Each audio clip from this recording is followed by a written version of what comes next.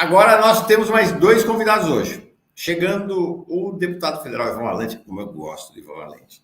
Ivan Valente é um grande lutador, grande batalhador, lutou contra a ditadura, enfrentou os porões da tortura, do exílio em seu próprio país, né, proibido de trabalhar.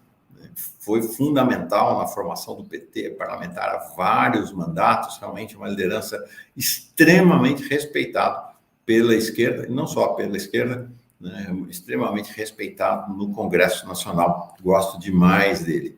Não, a idade vai avançando e o ideal não vai cedendo. Isso é bom. É gente assim que precisamos. Ivan Valente, chega mais, tudo bem? Olá, Mauro. Prazer estar com você aí. Me ouve bem, querido? Estou ouvindo sim, estou ouvindo sim. Que bom que você está aqui. Bom dia para todos. Ivan, bom dia para ti, boa semana para nós, bom dia dos namorados para você. É isso aí.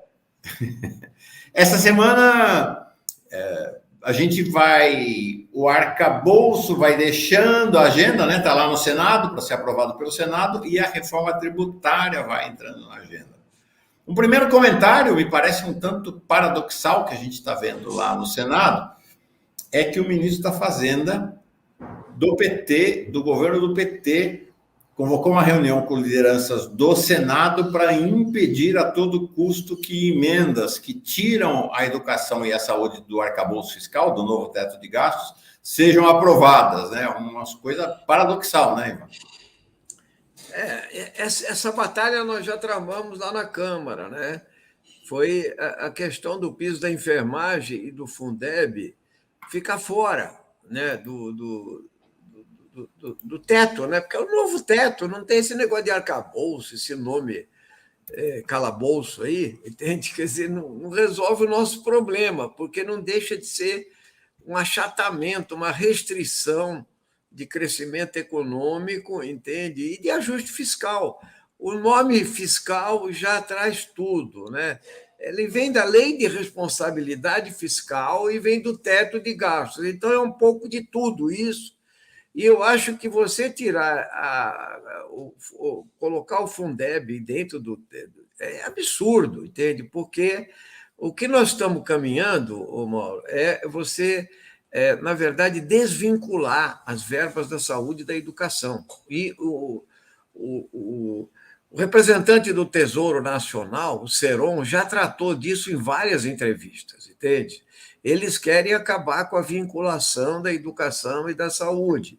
Então, os 18% da arrecadação de impostos obrigatórios do Plano Federal e 30% estaduais e municipais pode cair. Isso significa o seguinte: é uma luta de 30, 40 anos, porque você vem desde a Lei Calmon, lá de 12, aumentando de 12 até chegar a estes 18% no Plano Federal, e assim mesmo, entende? Você propôs 2 vezes o Plano Nacional de Educação, gastar 10% do PIB com a educação pública, e ela não passa de 5,5%, entende? Então, é uma eterna batalha, entende? Que você não resolve. O Fundeb, que é a contribuição federal para chegar à educação básica no Brasil, aos estados e municípios, ela teve uma lei aprovada em 2020, apesar do Bolsonaro. O Ministério da Educação nem participou disso tudo, ele era contra, entende? Por unanimidade na Câmara e no Senado. Então, veja, você retirar do teto é você já indicar que vai ter cortes, em vez de haver mais investimento em educação, que o Lula tem falado tanto, que é a diferença entre gasto e investimento, nós vamos ter perdas para a educação e para a saúde também, que é os 12% da receita líquida de impostos. Então, o problema é o seguinte: nós continuamos com políticas para agradar o mercado financeiro, entende? E essa foi uma das razões centrais que nós votamos contra a questão do arcabouço fiscal e uma enorme pressão para não se fazer esse destaque lá. Entende? Agora no Senado também, que é o que você colocou aí no início da sua fala. Então, nós entendemos que cada concessão dessa que você faz, O mercado é insaciável, Mauro, insaciável. Eles só pensam em ajuste fiscal, entende? Não Então, tem limite, né, Ivan? Essa é uma coisa interessante em relação ao mercado. O chamado mercado, nós estamos falando dos banqueiros, dos muito isso. ricos, né, dos que mandam na economia brasileira.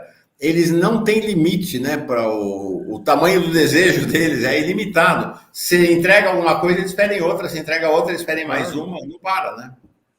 A mesma coisa vai acontecer aí na tributária, que você estava falando, É isso que eu ia te entende? perguntar. Você está na comissão da reforma tributária da Câmara dos Deputados, né? Que Conta para nós o concluiu. que está rolando aí, é um assunto que pode, gente, pode parecer chato a reforma É tributária, mas chato. a reforma tributária define como é que vai ser distribuída a contribuição de cada classe do país para o Estado brasileiro, né? Então, quanto é que cada trabalhador vai dar para sustentar o Estado, quanto é que cada banqueiro, cada empresário, isso é chave, já teve revolução em vários países do mundo por conta de reforma tributária, né, Ivan? Certamente, Mauro, essa é uma discussão complexa e é interessante porque, se você for ver, ela não, a proposta que está sendo feita não sensibiliza, não atinge e não compromete, quer dizer, não engaja a população necessitada, os de baixo, os que seriam beneficiados pela imensa concentração de renda, pela pirâmide social brasileira, que é talvez a mais perversa do mundo em termos de concentração de renda e riqueza. Esse assunto não está sendo tratado nessa reforma tributária, nesse momento. Ela é uma emenda constitucional que só trata da questão do consumo. Então, a renda e o patrimônio vai ficar para depois, tá? Uhum. Mas exatamente aí reside um problema, porque quando você discute o consumo, você está discutindo a eficiência do sistema. Então, essa questão, vai se criar um imposto único, né? Que é o imposto sobre valor agregado ou adicionado. E isso tem consequências enormes, porque o sistema tributário brasileiro ele é complexo e ele foi sendo articulado de forma a ir privilegiando setores. Há uma disputa monumental entre estados, municípios e a União, e os empresários sempre mordendo alguma coisa para se safar do pagamento de impostos também. Então, o sistema tributário brasileiro, de fato, ele é muito ineficaz, ele é complexo. Então, todo mundo vai concordar que você tem que fazer uma simplificação de impostos, que você tem que aumentar a eficiência do processo, você tem que fazer com que as empresas não gastem tanto nessa questão de patrocinar a guerra fiscal, entende? De ter ganhos de disputas judiciais e etc. Tudo bem, mas a questão que fica é o seguinte: essa ideia que está se passando de que todo mundo ganha com a reforma tributária, ela em si já está errada, na minha opinião, entende? Quer dizer, ou seja, se você tem alguém que paga pouco imposto e é rico, então ele tem que pagar mais. Então, você não pode fazer uma reforma tributária sem fazer justiça social. O que significa fazer justiça fiscal? Entende? Isso quer dizer o seguinte: o imposto hoje principal é o ICMS, por exemplo, ele é regressivo. O que quer dizer isso? Que o homem mais rico do Brasil, o dono da Ambev, paga o mesmo por uma dúzia de ovos do que o sujeito que ganha o Bolsa Família, entende? Então, está errado, alguma coisa está errada nisso aí tudo, precisa reverter, etc. Uhum. Tem 170 países que já usam o IVA, só que a hora que você for unificar os impostos, que seriam os federais, os estaduais e os municipais, no caso o PIS, COFINS, o IPI, e no nível federal, o ICMS, que é estadual, e o ISS, que é municipal, o que vai acontecer? Vai começar uma gritaria, porque o setor da indústria paga mais hoje e quer pagar menos, entende? O agro paga menos e não quer pagar mais. Os serviços pagam menos e não quer pagar mais. e cada setor tem a sua particularidade. Os estados não querem perder, entende? Como o ICMS é arrecadado na origem e agora ele vai para o destino final do consumidor, e o que acontece? Tudo isso aí, e os municípios grandes que arrecadam o ISS, é o caso de São Paulo, Rio de Janeiro, etc., não querem perder essa arrecadação do imposto sobre serviços. E você unificando, então você precisa de compensações. Agora, quem é que está discutindo isso? É quem já tem dinheiro. É o PIB brasileiro que está discutindo, ou então o Pacto Federativo. Não passa pelo povão, entende? Então, quando você vai discutir, vamos desonerar a cesta básica, apareceu uma proposta que diz o seguinte: a cesta básica é desonerada. Sim, porque é os alimentos básicos, só que ela pega todo mundo, entendeu? Ela pega desde o arroz e feijão até o salmão e o vinho. Então, se você desonera, você ganha os ricos até ganham mais, entende? Desonerando. Então, inventaram a ideia de ter, como já existe, um retorno para os mais pobres, que é o cashback, que chama, um retorno. Só que não se avançou sobre... Só está escrito lá que vai ter um cashback, ou seja, um retorno para os mais pobres. Como vai ser, quanto vai ser, quando vai ser, não tem, Mauro, entende? Segundo, os estados e os municípios, alguns estados querem compensação já, porque São Paulo é um estado exportador, entende, de produtos e tal. Ele fala, como é que vai ser, como é que vai ter um fundo nacional? Todos os estados querem um grande fundo, que seria em torno de 100 bilhões de reais. Ninguém sabe quanto vai ser, não tem nem como vai ser a distribuição, só diz que vai ter um fundo. Então, os empresários estão preocupados com como é que eles vão receber os créditos tributários, entende? O outro está como é que não vai ter mais cumulatividade, etc. Agora, por que nós começamos por uma reforma, por uma emenda constitucional, se a gente tem na Constituição um imposto sobre grandes fortunas já na Constituição? É só regulamentar, Mauro. É só regulamentar, é uma lei ordinária. Por que nós não implementamos um projeto de resolução que está no Senado sobre grandes heranças no Brasil? Grandes heranças é o seguinte: nos Estados Unidos e na Europa, você cobra 40%, 60% sobre a transferência de bens, entende? Ou seja, depois da causa mortes e tal. Aqui sabe quanto é? 8%, e a maioria dos estados cobra 4%, entende? E está lá, é só um projeto de resolução. A taxação de lucros e dividendos. Por que nós não cuidamos dessa lei? É uma lei que vai taxar grandes sócios e acionistas, entende? Pouca gente sabe quanto vai dar isso por mês? 70, 80... vai dar 70, 80 bilhões por ano, tá certo? Se a gente fizer uma alíquota de 20% sobre lucros e dividendos. Ora, mas isso eles falam, isso vai ficar para depois. A correção da tabela do imposto de renda, um novo imposto territorial rural, que é uma ninharia num país que tem gente que tem latifúndio do tamanho do estado de Sergipe. A arrecadação do ITR não existe. Mas isso aí nós vamos tratar depois. Ora, depois quando, Mauro? Depois que eles já se Em acertaram. tese, o auge da força de um governo é o seu início, e se colocar imposto sobre grandes fortunas e imposto sobre herança confronta as classes dominantes, os ricos e muito ricos, vai esperar o governo perder força para implementar? Como dizia minha avó, conversa para boi dormir, né? A boi dormir, veja, o mesmo imposto de renda, o Lula está certo, ele passou para 2.400 o teto mínimo, certo? Que estava em 1.800, 1.900.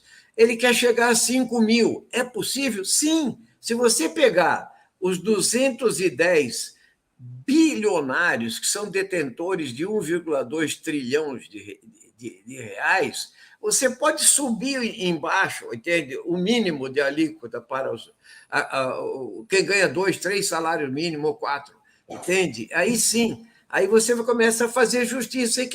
E você faz outra escala. Em vez de teto de 27,5% no imposto de renda, você coloca outra alíquota de 35% e uma de 50%, como existe em todos os países da Europa.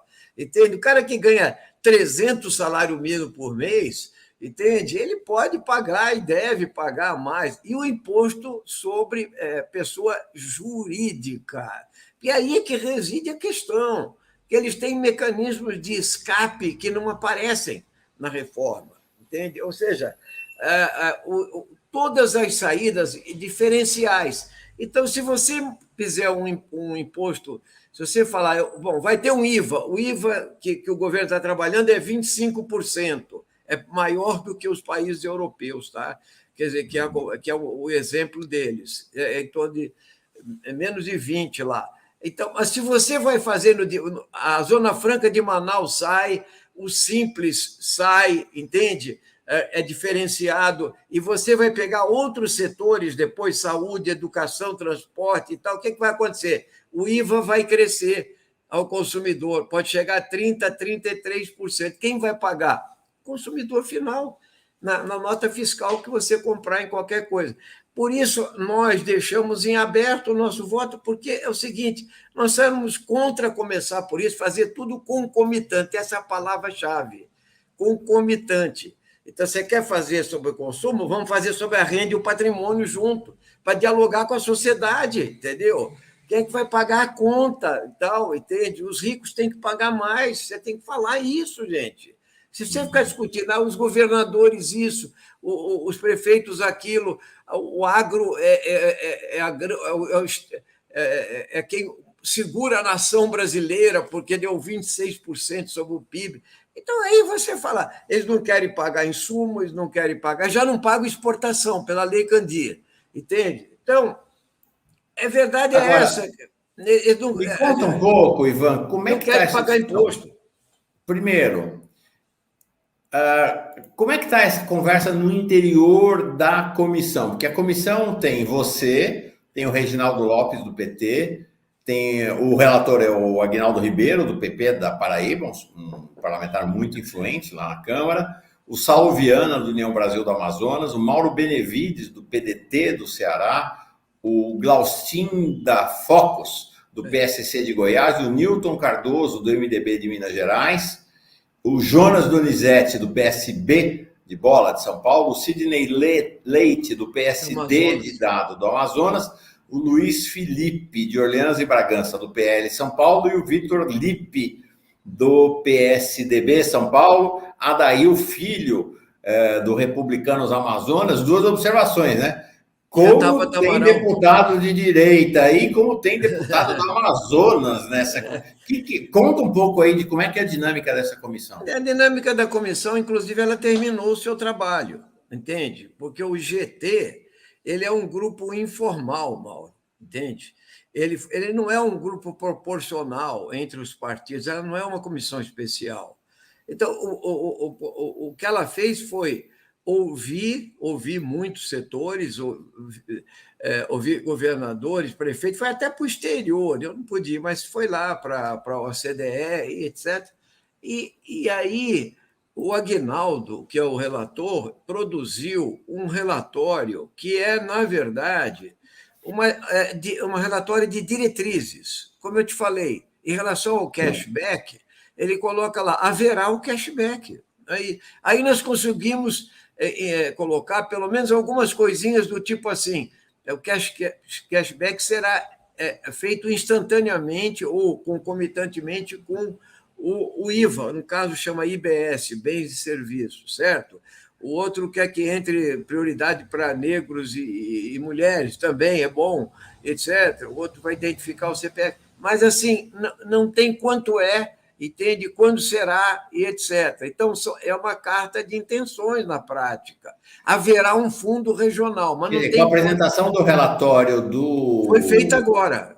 Que foi feita na semana passada, o grupo de trabalho se dissolveu, então? Se dissolveu, e agora é o seguinte, a partir dessas diretrizes, o Aguinaldo Ribeiro vai produzir um substitutivo, aí sim, que vai para o plenário, entende? Porque ele já está tramitando a emenda constitucional 45. Então, esse substitutivo vira o substitutivo da emenda constitucional 45 e vai a voto direto. Sim. Não foi feito comissão especial. entende? Porque já existia duas PECs tramitando, a 110 e a Importante dizer que o Aguinaldo Ribeiro, do PP da Paraíba, ao lado do Arthur Lira, obviamente, e do Elmar Nascimento, são os 3 parlamentares do centrão, de centro-direita, mais influentes sem dúvida, do Congresso Nacional. Ou seja, nós vamos ter um relatório um substitutivo, né, da reforma tributária com a cara do centrão, né, Ivan?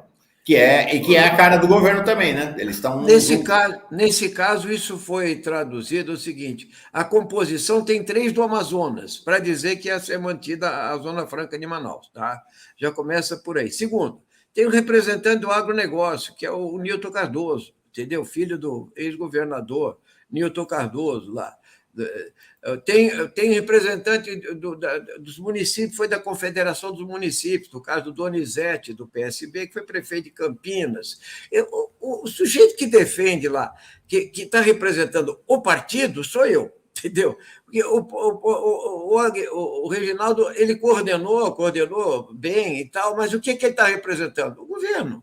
Então, o governo é o Bernardo Api, entende? Como emissário do Haddad. E isso está sendo feito em comum acordo lá, está entendendo? Então, nós estamos levantando outras questões, entende? Nós estamos querendo que fique... Porque, na verdade, aí tem um grande acordo, que é o seguinte: para que serve essa reforma? É para criar um ambiente de negócios, você está entendendo? Para o mercado ficar mais sossegado, porque não haverá taxações dos mercados, entendeu? O capital financeiro não vai pagar mais imposto, entende? O agro também está lá brigando para não pagar mais imposto, entende? Então, é você tentar um equilíbrio instável, entende? Ainda falta muito, viu? Até lá, agora que vão começar as pressões de corporação, tanto das bancadas partidárias quanto dos setores. Não é que não foram conversados, mas eles continuam com as pressões deles. Então, até o relatório final, há um otimismo, que, na minha opinião, é um pouco exagerado, de que você tendo o apoio do Lula, do Pacheco, entende? E fazendo um vapt-vupt lá, você passe essa diretriz que está aí. E depois, então, tudo concreto mesmo vai ficar para uma lei complementar no segundo semestre, depois de ter votado no Senado. E aí, depois, então, nós vamos tratar do imposto de renda, e depois... Só que depois já tem a crise, já tem as eleições do ano que vem, você entende, Mauro? Essa aqui é a questão. Nós queríamos... A tendência, Ivan, do PSOL seguir o mesmo caminho do que foi no arcabouço e votar contra a reforma tributária ou não? Como é que está a discussão? Ainda não tem acúmulo lá, porque nós não conseguimos transferir esse acúmulo. Nós vamos iniciar agora essa informação que eu estou te dando na bancada, porque, rigorosamente, se você pegar um noticiário, você vai ver que a discussão ela é bem superficial, entende? Na grande imprensa e tal. Então, são diretrizes e tal. Agora, quando vier o relatório propriamente dito do Aguinaldo, quando ele botar no papel, entende, o que está na PEC, na emenda constitucional, aí nós vamos ter que ter uma discussão para valer. Eu, particularmente, acho absolutamente insuficiente, entende? Isso é para... chá para deixar o mercado tranquilo, entende? Como a questão do arcabouço, eu vejo na mesma direção. Entende? Não são medidas que, de fato, atacam a desigualdade social. Elas querem melhorar o ambiente de negócio. É lógico que é uma questão complexa e com menos envolvimento da sociedade. Tá? E tem mais uma coisa, Maura, a aplicação dessa questão do consumo. Por exemplo, a transição para o outro modelo do destino vai até 50 anos, você entendeu? Para São Paulo, para você cobrar no destino totalmente a questão. E outras mediações de transição podem levar 6 anos, 12 anos. Então, eu já te diria que não é para o governo Lula, entendeu agora? A reforma tributária não impacta. Essa que nós estamos votando não impacta. Agora, a equipe econômica não teve nenhuma sensibilidade para essas ponderações que você fez e que a esquerda faz em relação, por exemplo, ao imposto de grandes fortunas, Nada, imposto sobre ele. isso aí não é tratado, porque ele sabe que esse assunto tem certamente resistências num Congresso tão conservador como o nosso, entendeu?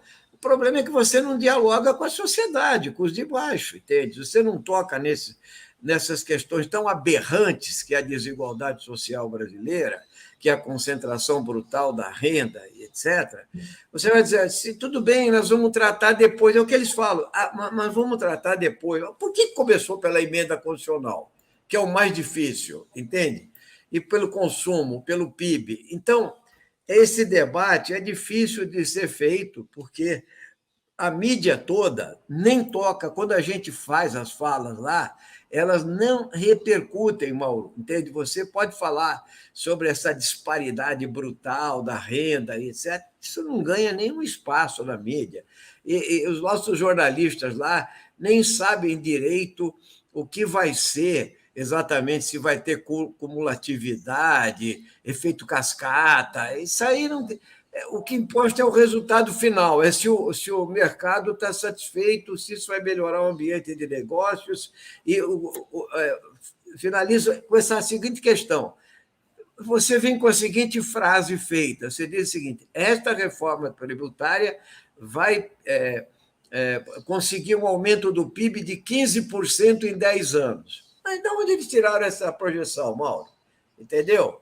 Com a instabilidade econômica e política que nós temos no Brasil e, inclusive, no mundo hoje, entendeu? Em termos de economia. Então, essa questão é complexa. Perfeito. Tá bom.